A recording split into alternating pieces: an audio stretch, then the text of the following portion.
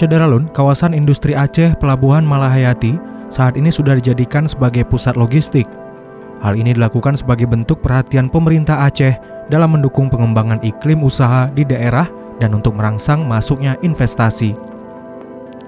Akan tetapi kondisi pelabuhan tersebut sangat memprihatinkan. Selain banyak jalan yang sudah berlubang, bahkan lantai tempat penyimpanan barang juga terlihat tidak ada perbaikan sama sekali. Selain itu banyak alat berat yang rusak dan terbiarkan begitu saja. Bahkan alat bantuan saat bencana alam tsunami juga terlihat tanpa ada perawatan. Terutama masalah pelayanan.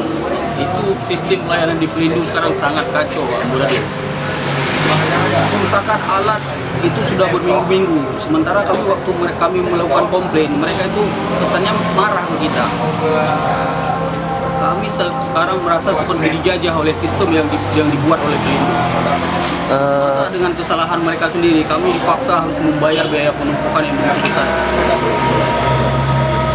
Biaya penumpukan berapa, Bang, jumlahnya? Itu per hari per kontainer untuk masa 2 aja 32.000 sekian.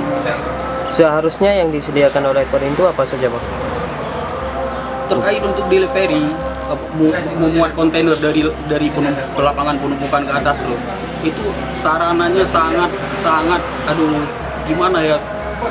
Itu sangat sebentar-bentar rusak, Pak. Sebentar-bentar trouble. Yang rusak apa saja, Bang?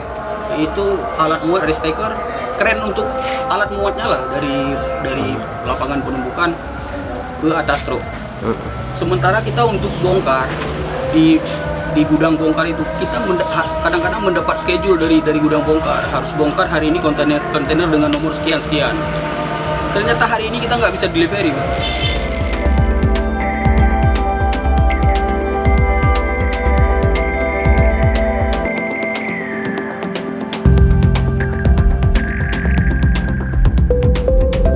Dari Kerung Raya Aceh Besar, Henry, Serambi On TV.